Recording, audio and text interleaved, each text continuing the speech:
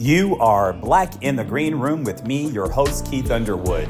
And this is your spot for real talk about entertainment with entertainers, creatives, and showbiz professionals. Today, we're joined by an actor whose presence on screen has always meant something steady, grounded, and deeply human. From Soul Food to Prison Break, from The Game to 911, Rockmond Dunbar has built a career playing complex black men with purpose. Now he's back on the big screen in a powerful new film, Straw, a project that asks tough questions and pulls no punches. We're talking artistry, legacy, fatherhood, and the stories that still need to be told. Let's get into it. Rockmond Dunbar, welcome to the room. What's up, fam? How you feeling, bro? Man, what's up, brother? How you Yeah, I'm doing? just glad that I am deeply human in your eyes. I love it. I love it. I love it. Always, man. How are Maya and the kids doing? You know what? They're amazing. Maya and I just came back from the premiere of Straw. We had a really great time. The movie is amazing. Taraji did a wonderful job. It's just, it was great. It was great to actually be in New York. New York feels a lot different than it did last Yeah. year. A lot Yeah. different, man. I, I feel like it's getting back to the old New York. yeah. I was Yeah, there. I was there about 3 weeks ago for 2 weeks, man. And I right. really enjoyed it. The vibe and the energy. Yeah, Like you said, it's back. And I rode the train a lot. I'm usually a little bougie, but I yeah. rode the train a lot. Yes, you are, Yeah, sir. and so it was a really good time, man. And I saw the photos of you and Maya. You guys look great, man, at the Man, premiere. she looks amazing. I'm the one that's Yes. like aging, like I don't know what the heck is going on. I was like, wait a minute, am I with my 13-year-old? Like, what's happening? She looks, yeah, Yeah, well, congrats to both of you guys are a great team, and yeah. and the kids, man, they're just absolutely wonderful too. So, Man, we're hustling, man, and it takes a village, but my wife is just so amazing in every way, and hmm she doesn't leave any stone unturned when it comes to these kids' education, their passions and things that they want to do. So I'm so grateful that I married the right woman. Oh my God. Yes, yes, Oh yes. my God. So Yeah. I'm just so grateful, man. Everything is great. Yeah, good, good. Tell me, Straw has a lot to do with family, but on a whole different level. Tell me Yeah, man. a little bit about the film. Well, I think that when we look at the film in its totality, it is really about you don't know what's going on in someone else's life, Mm, and a little kindness can go a very, very long way. You see people walking down the street with their kids, you don't know what happened 15, 30 minutes before, and a little bit of grace, especially right now. I think hmm there's a lot more people struggling than was struggling when I was growing up. Yeah. I see a lot of problems, a lot of issues, a lot of death, a lot of sickness, people losing their jobs, not being able to pay or sustain, the type of living that, is just healthy. hmm And so you just never know what's going on in people's lives. And Taraji, her character goes through such an incredible, unbelievable spiral down that you think, hey, man, this is just going to be another typical move where black person loses again, ends up in mm prison, and that's it, folks. All right, you're out of hmm here. But there's, a lot of circumstances that happen within the movie that allow us to look and be human, deeply. hmm And I think Tyler did a wonderful, incredible job of portraying each character. Letting us laugh at drama, letting us, tear up when the moment calls for it, and the ending is absolutely amazing. I don't want to give it up. Cannot give it up. Watch the movie, enjoy yourself, and sit back, relax, and just have a good time. Absolutely. So we've been chopping it up a little bit about Straw, and as you mentioned earlier, the film sits somewhere between silence and accountability. Yeah. As a husband and a father, what part of that hit closest to home for you? Growing up, there was a time where my parents got divorced, and I was raised, solely by my mom, my sister, and I. And looking at, like, we lived in Vallejo, California, for a period of time, and my mom still worked in San Francisco. So we were latchkey kids, and we had to come home and take care of ourselves, feed ourselves until my mom, got home. And I don't think, at the time when, looking back, it was pretty bad. It was, Mm, very dangerous, pretty right. bad. But a lot of Right. us lived that way. Yes. And a number of people didn't realize, what was going on with us. My mom wasn't able to afford like winter jackets. We had to walk to school and, and clothes that weren't adequate. But, my mother tried, Mm, constantly to, maybe if we didn't have anything to eat, we make sure we had at least a banana or a piece of fruit, and mm, had some milk, and she tried to get us our vitamins as much as we possibly could during that time. So it just reminds me of how hard that my mom had it during that. mm, And it reminds me of those times. And I look at my mother now who lives with me, and I'm so grateful. mm, I'm so grateful that we made it through those times, and we made it together, and she didn't make it seem like it was hard. It was almost like It's a Beautiful Life, where she was just faking it all the way through, and mm, letting us know where the pitfalls are, but at the same time, struggling just to keep, make ends meet.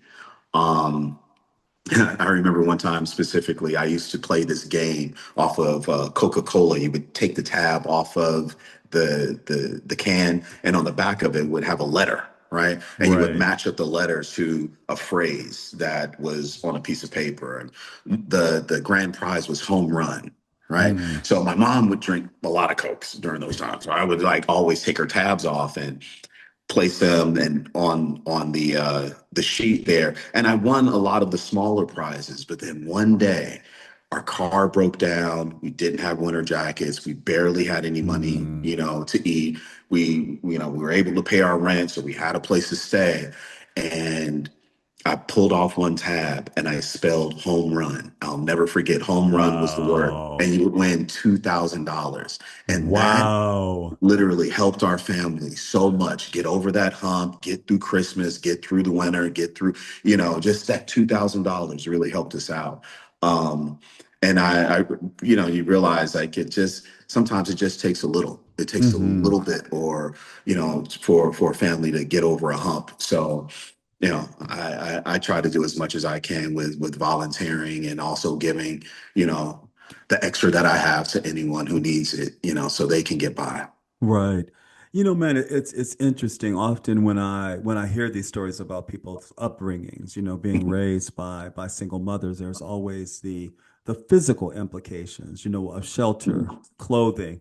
Yeah, And in our household, it wasn't so much that of being, primarily raised by a single mother. It was the psychological implications yeah, of being both parents. I mean, what do yeah. you what do you think about that stress and struggle? Well, the stress and struggle is real. My mom was always blunt with me. She said, "Hey, look, I can't teach you how to be a man because I'm not a man, but I Right. can teach you how to change oil in the car. I can teach you how to iron your own clothes. I can teach you how to wash your own clothes." I was washing my own clothes when I was like in the third grade. We would Mhm. take our basket of clothes, go down to the laundry house. She would drop us off, show us how to do it once, and my sister and I would just wash our own clothes during that time.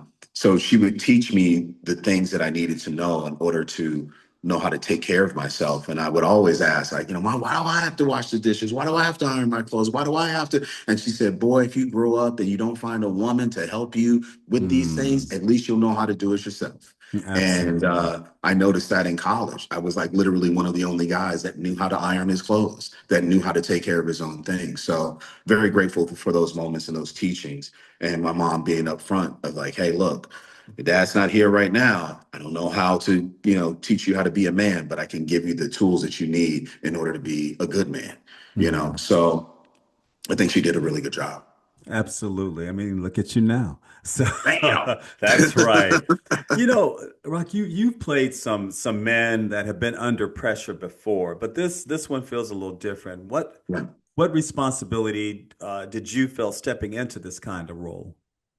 Well, the great thing about this is like there's a little bit of leeway that Tyler gives you to build out your characters, which Hmm. is, if he trusts you. Right, You that know, part. so there was some ad libs in it that made me feel like, this is this character's full, is whole, he's three-dimensional, although he was already three-dimensional on the page. But you look at the conflict of your job and also your commitment to the community, Hmm.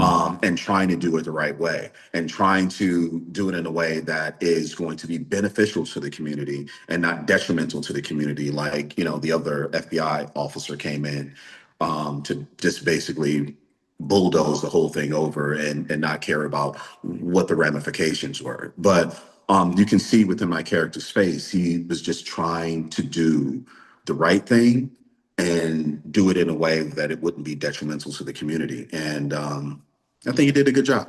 Hmm. Yeah, you work with some phenomenal women on Oh this film. man, I mean, we've got yeah, Taraji, we've got yeah, Teyana Taylor, we've got Sherri yes, Shepherd. Dude, yeah. what was that like? And just a whole bunch of smiles, three ladies that smile all the time and love to do what Yeah. they do. Sherri Shepherd is just, she's a ball of absolute fun. She's just, her energy being around her, you can't help but to be happy. Taraji is Taraji. She's the homie, man. She's so Right. good in every aspect. She brings her A game all the time. She's an incredible, nice person.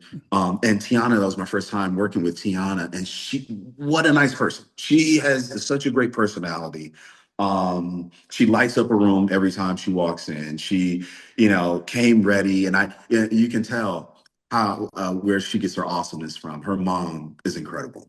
I had a great Nice. time talking and sitting with her, and the way that she's running and helping keep her career afloat is a sight to see. Yeah. How many projects have you and Taraji worked on together now? Only two. Oh, it Only has two. only been Yeah. two. Yeah. It was only the family that prays and also strong. This project. Yeah. Okay, very It cool, feels like a man. billion projects. So I feel like I've Yeah. been working with her since I was 10. But Right.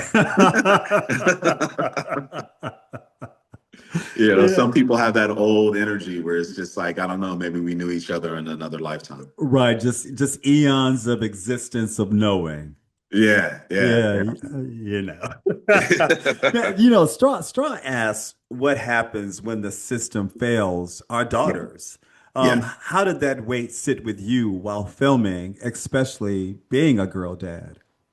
Oh man, it's scary Mhm. because you start to see the pitfalls or you're reminded of the pitfalls. And then I have to come home and remind my daughter and teach my daughter, my 11-year-old daughter, what those pitfalls are and how do they look. And I can't wait to, show her this movie. Like I couldn't wait to show her 688. Hmm. We need to see those films and we need our young Black girls to see these films and to see these experiences. Um, because they're so important. And, Hmm. they might not have the same experience, but they have to know how to operate within those experiences and notice when there's a person that's going through that, Hmm. and, how to help and Yeah. to not be a hindrance, Yeah. So, yeah, I'm going through it with my daughter right now. It's an amazing thing to see her grow, to see her blossom into, the young woman that she is now. I mean, we've been homeschooling for quite some time. Hmm. And they put my daughter through my all of my kids in private school last year. And although my daughter had, enter into fifth grade, she was bullied by other girls, she was, Hmm. hit by boys, Hmm. she was called hoe like I don't know how many times. Wow. To where we had to actually like have counseling and speak with the teachers and speak with the principal and speak with other parents. Um, and she dealt with a lot. But to her testament, to her character, she finished the year straight A's on her Hmm. orchestra. You know what I mean? So um, I think we're doing a good job of showing her how to navigate and to hold her own space and to be free within her own space. Um, but at the same time, we realize that we're probably the best teachers during these impressionable times, and we'll let them, do the uh, school type of atmosphere when they get a little bit older and when they know who they are. So we're going Hmm. back to homeschooling. Right, right, right. Absolutely. Before we kill somebody's kid. Man, bro. Right. I'm not that dude, man. Right, Not my exactly. little girl, bro. Right. Nobody can do it better than me, man. Exactly, exactly, Yeah. man. How do you establish that foundation? I mean, you have, like you said earlier, you have a fantastic partner Yeah. in Maya, but how do you establish that foundation for your kids, especially when some might say they come from privilege? How do Right. you make that foundation where they're strong enough to continue to move forward and go on and grow? Well, see, and that starts with like homeschooling and what you teach your kids, I believe. Hmm. We start off at the very beginning of teaching Black Pride. Hmm. We're Pan-Africanists. We show our kids and teach our kids all that they need to know in order to be the best Black person that they could be. Mm. When we, compare it to the academy that my daughter just went to, I believe within Black history, they only talked about picking cotton. Mm. Well, in homeschooling, when she was, and that's fifth grade, when she was in the third grade, my wife took an entire year to teach her about Africa. Hmm. There is more than one country in Africa. That's right, so absolutely. so there's a heck of a lot to learn. So you take your time and you're teaching, the migration of our people, how our people worked and created and invented, before you talk about, the enslaved portion, because there's so much more history before the enslavement of our people. And if we start right there, then I think our children will not get the benefit and will not get the full story of what they need and how, beautiful we are, how powerful we are, how amazing we Hmm. are. So, we're getting back to those teachings and keeping it stable and positive, man. Yeah, Yeah. absolutely. But what do you want your kids to know about the choices that you've made as an artist? Um, I know that there's going to be a time where my kids actually like they know that I'm an actor, but we don't really dive into it that much because this Right, is right. not a business where I want my kids to go into. Hmm. Um, I know there was one time we Maya and I were sitting back reminiscing about this one project that we did, and Maya had wrote it, and I started it, and she also started it, and there was a moment where I fake kissed another actor, and my sons, they weren't for it. They were not for it. They were not trying to hear it. They were not trying to be a part of it. They were like, as soon as it happened, my jaw dropped because I knew what was coming. And I know how they felt. They're very protective over their mom. They're very protective Right. over our relationship, which they should be, which I'm teaching them to be. You Hmm. know, they turned around and looked at me like I was the enemy, bro. And I had a lot of explaining to do. I have a lot of explaining to do. And, it took a minute, but I was able to pull the words together. And of course, after a few attempts, my wife doubled down with me, but she let me struggle, of course. And I think that they got it. Um, I think that there's going to be a couple of roles that I play that I'm going to have to, sit down with my kids and actually explain it to them of what it is. But they get what I do is not real. They Right. get what I do is not associated with dad and who I Hmm. really am. Hmm. The characters that I play are characters that I play. It's totally separate than our home life. Hmm. I keep that very, very separate, you know. And yeah, so there you have it. Yeah. So there's a moment in Straw Yeah. where saying nothing speaks volumes. Ever had a moment that, like in your real life, that you did that and you regret it? Right. Didn't say anything. Yes, sir. Ooh.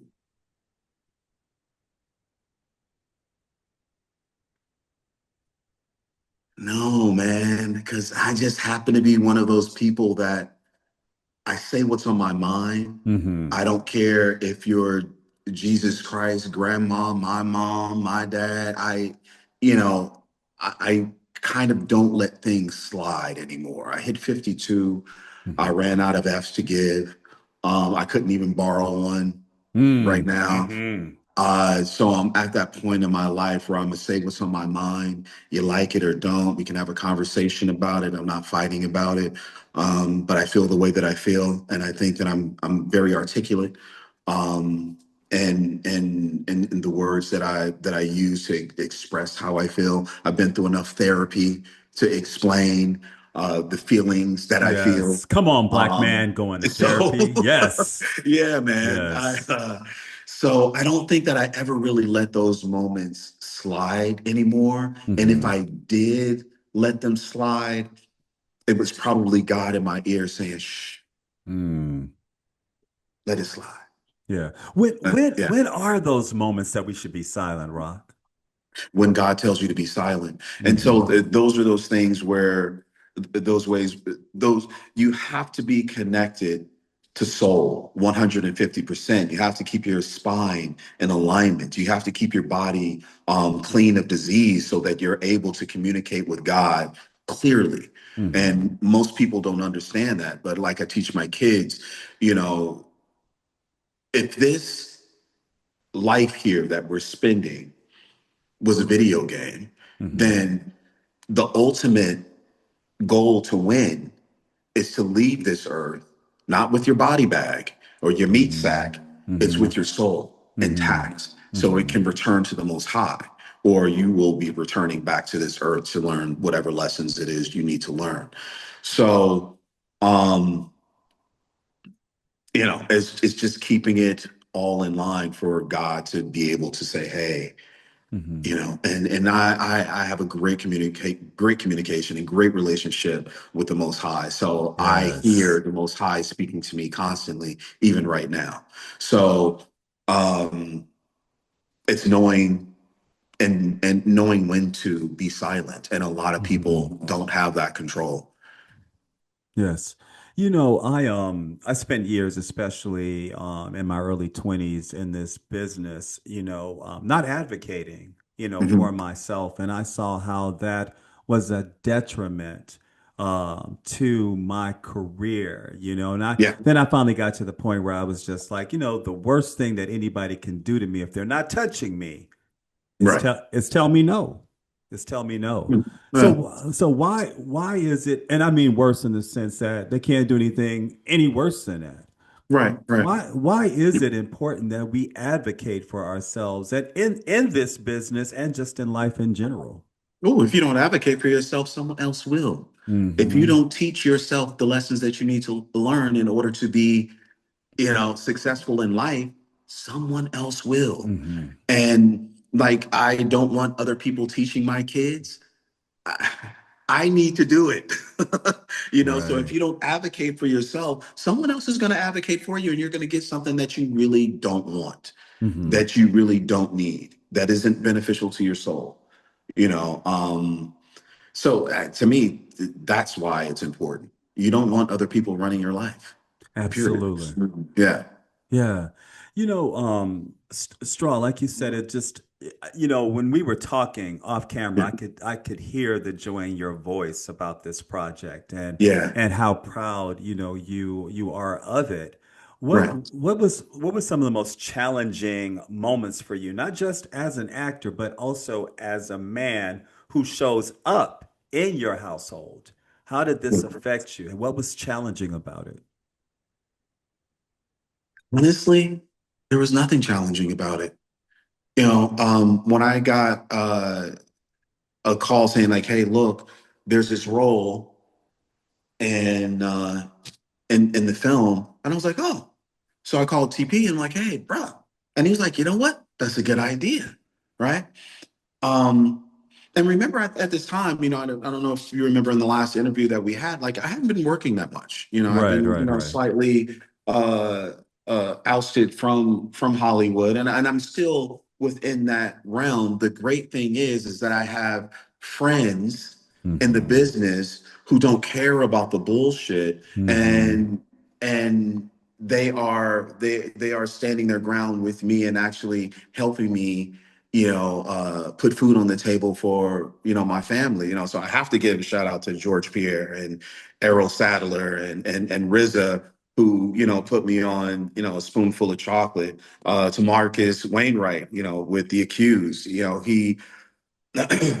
gave me a spot on that. Coke Daniels, Will Packer, 50 Cent. Mm. And here I'm naming these names of the people who stepped up against a business who was like, hey, that guy shouldn't work, right? Mm-hmm. What is the commonality between all of those names that I just said? They're all Black men. Mm-hmm. Now, let me tell you something that was really, really special about Straw. Now, I heard Megan Good say something like, Tyler paid me the most money that I've ever been paid on the show. And like Right. made me cry. When I got on the phone with my agents to, go through the negotiation process with this, um, my agents were trying to get a little bit more money. They were Mm-hmm. like, well, we need this, we need just a little bit more. And, the negotiation people were like, hey, look, this is all we have in the pot for this character. Mm-hmm. And they were like, well, we need a little bit more. And I'm like, all right, well, let us talk to tonight. Brother, they came back and gave me double what we were asking for because TP Mm-hmm. said, I know what this brother is going through. I know the help that he Mm-hmm. needs. I know what he is worth. And this is the first time I've ever been paid my worth. Mm-hmm. This is the first time I've ever been paid what I believe I deserve on a Mm-hmm. film. Tyler has paid me more money than I've ever received on any other project. Say that. And I am so grateful to this brother. He's a great friend. He's a great human being. And I'll stand 10 toes down for this man Mm-hmm. because he helped my family in a time of need. Me and said, hey, look, these are the blessings that I think that you should have. And Mm. thank you, man, for you. They just Mm-hmm. look at you like, hey, you're nothing. Take these 2 pennies, like it or don't. Mm-hmm. But this brother really did me one solid, and I've always will be indebted to him. I appreciate him. God bless him with everything that he Mm-hmm. does. And I will always speak highly of TP, man. Yeah. Great, great Yeah. dude. Blessing to a lot of people. And in the constriction of our industry right now, he is keeping us working. Mm-hmm. In the Mm-hmm. constriction of our, like, not only was, I blackballed, but then the industry, the money is gone. The Mm-hmm. budgets for all of these projects gone. Mm-hmm. But Tyler has not stopped with all of these projects that he's doing, and he's helping us, That's right. right? That's And right. as much as you want to say, oh, well, he's not paying his back. Yes, he is. Absolutely. Yes, he is. Yeah, 100%. be done with the bullshit. He's paying Yes. his actors. He's paying these cats their worth, and without even blinking an eye. Mm-hmm. So give this brother his flowers. He deserves it. Yeah, I definitely agree with you. I've been blessed enough to work with many folks that have worked on Tyler Perry projects, and I've Mhm. always felt seen Yeah. by him. Yes. Always felt seen Yeah. by him. And yeah, and I just Yeah. appreciate you saying that and so many others that are giving him his flowers because they are Yeah. well deserved. And then you look at it too, and I really think Hollywood is about to be shaken up just because of the lack of funds that are coming in. We shot Straw in like 4 days, bro. Wow. So that's shooting over like 30 pages a day, Hmm. which I thought at the beginning because I when we shot The Family That Prays, it was conventional. Hmm. 30 days or something like that. And, it's conventional. We shot like 1 or 2 scenes a day, conventional. We were shooting so many scenes in one day, show up at 6 o'clock in the morning, but we always left at like 8:30, 9 o'clock. Hmm. We always got it done. 3 steady cam operators who were just, man, they were on Paige, these dudes, I wish I knew their names. I would give them a shout out. The brothers did their job. When TP was like, hey, look, I want to shoot this way. Let's clear it all out. Sometimes we had to double back and go that way, but we got it done. The most professional set that I've ever been on, hair and makeup, top notch, trailers, top notch, food, top notch, top notch. You know, there's some sets you go on and it's like, yo, your budget is 100 million. You're like, Right. And they this got some food here granola is like, man, bars. like, you know, the chicken is not cooked, bro, or seasoned. So, um, yeah, man, I absolutely love working for CP, man. So this is, you know, I can't wait to do it again. So, y- yeah, I'm really, I haven't seen the film yet, but I've seen the Yeah. trailers and the outtakes, and If I do hear my dogs barking at the front door. I do not. Oh, you don't? Okay, great. All right. If you don't hear it, then we're good. Yeah, Sorry. no, I was like, dogs? What dogs? Yeah, men are so loud. Okay. Yeah, no, no, you're good, man. You Some of the roles that you've performed, others sit in your spirit after the credits roll.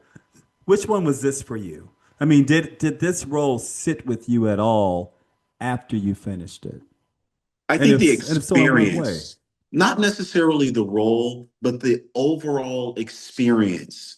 Um, I said to myself multiple times, this is the way it should be. Mm, This is the way it should be. Everyone's coming in prepared. Everyone's coming in ready to work. No one wants to drop the ball. Everyone is playing their position. Um, and it was such a lovely experience. So hmm I left saying to myself, I want to keep having experiences like this. hmm I want to come to work like this all the hmm time, you Yeah. know. Um, you know, and at this age, I've been on so many different sets. I kind of you can pinpoint, this is not going to be what I thought it was, or man, I hmm can't believe that, you know, this is going to be the situation, or, ooh, these people don't know what they're doing, you know.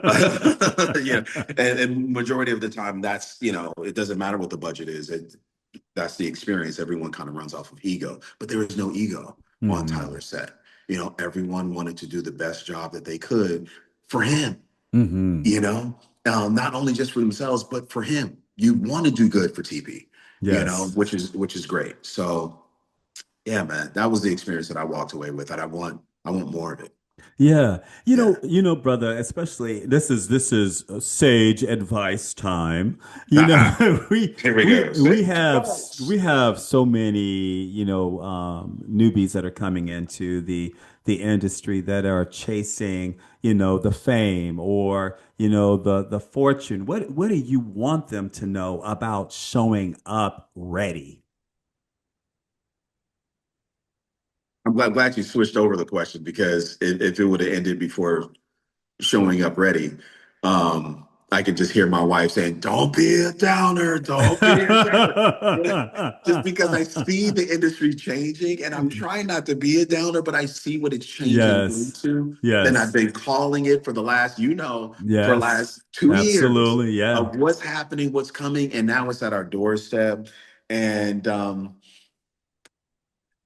I think before you even decide if you want to be a part of this business, you know, um, you have to prepare yourself for the absolute worst and the absolute best. hmm Because I think what a lot of youngsters come into is this, rose glass idea of what Hollywood is and what it could do for hmm them. The majority of them get let down and then can't recoup or sustain, or bounce back from the downfall, hmm right? It turns into a really bad situation. We've heard all of the horrible stories. So for a young person coming into the industry, not only do you have to be prepared for the ups and downs, you have to be the best version of yourself 100% of the time. And if you can't be the best version of yourself 100% of the time, then go and take a hiatus, go and take a break by hmm yourself until you can come back as the Solid. strong version of yourself. Yes. Because the weak version of yourself will get eaten alive in this industry. Hmm. You'll never make it. So that goes along with showing up ready, Hmm. showing up prepared, showing up to give your best, showing up. Because a lot of us think that we got it and we just need to show up. It's like, no, but you need to Right. show up and be prepared, right? Right. So don't forget that the preparation is what is going to get you through the ups and downs of this business, Hmm. you know. Yeah, without mentioning names, because we don't do that on Black in the Green Room. We don't. No, man. We're nice. We're trying to uplift the people. Yeah, Yeah. but with that being said, what are your thoughts on those that grow and build in this industry, but then forget that? They forget to show up being their best and being ready. But that's all within the lesson, it's all within the lesson. We all have our individual lessons and experiences that we need in order to go through to grow. So Hmm. that's part of their lesson. Mm. I kind of look at it made it really easier for me in life once I realized and took the philosophy that we are all one mirror broken into a billion different pieces. So we're all the same. You're just a version of myself that needs to learn this lesson and that lesson and this lesson. I'm the version of you that needs to either be the beacon of light so you can learn this lesson or that lesson or this lesson. Hmm. So it's all experiences. Um, uh, I try not to judge. I just try to Hmm. forgive and be humbled by the experience as much as I possibly can so I can, you know, not sabotage myself or sabotage my soul by staying here and another go around. Because this is it, man. When I'm done, I'm connected to the Most High. I've done my work. I've had my greatest spiritual test. I passed, and now I'm trying to get my kids and my parents in the right position so they won't have to come back here again. Hmm. I love that, man. I love that. And it's Yeah. very unselfish. When we come Black in the Sure. Green Room, Black men, welcome Yes. Black. Welcome, Black. Yes, sir. Yes, sir. There in Straw, Yeah. there's a quiet violence in a way power avoids responsibility. What conversations do you hope this film starts in rooms that usually stay quiet?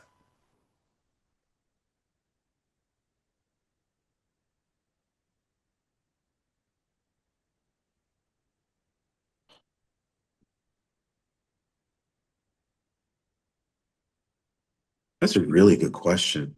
That was a really good question.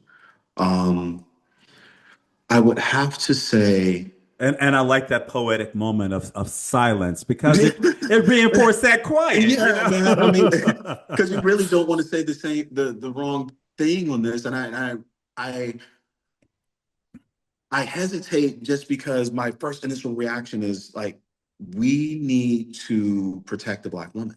Hmm. We need to all get together and realize how important and essential the Black woman is for not only our own growth, our livelihoods, but just our existence. And if we don't take the time to nurture and put our Black women first, I think we as a generation, we as a culture are going to die quicker than we think. Hmm. Um, so when I look at Taraji's character, and there was a number of moments where she wasn't protected. She wasn't understood. She wasn't given grace, by her boss. Although her friends around her were like, "No, she's a good girl." She Hmm. was misunderstood by, you know, um, uh, uh, uh,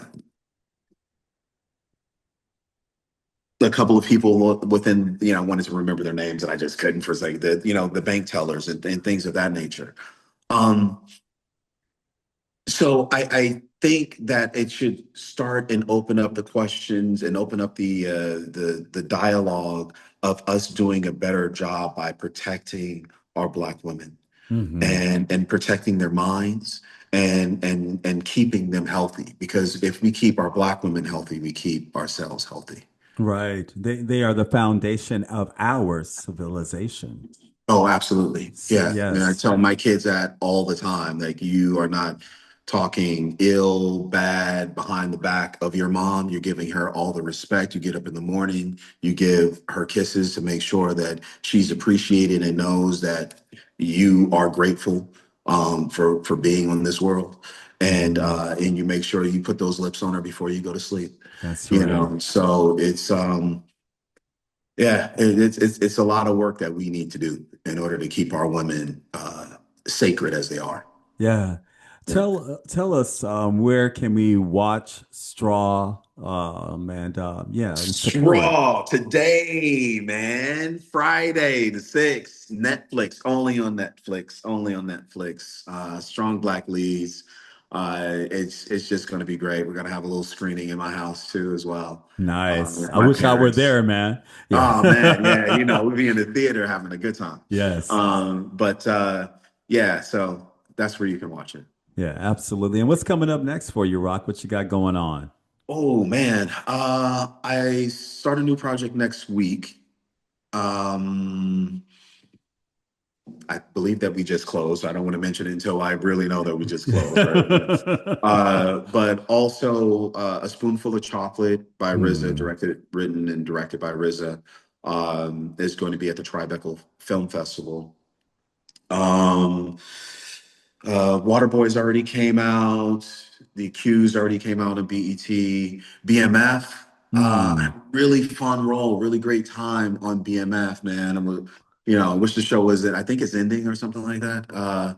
If it's not, I would love to go back. That was such a great role. So you'd be on the lookout for that. We already saw Fight Night, Will Packer's joint. Yeah, you Um, killed that, brother. Man, that was a lot of fun, man. That was a Yeah. lot of fun, a lot of fun.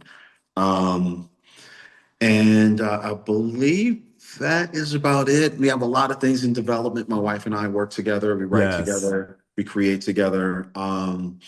We have something really special coming up, and I'm praying and hoping we get this green light within the next couple of days, so I can talk about it more. But it's something that we as a culture wanted for a very long time, Hmm. and now we're in a position to really make it happen.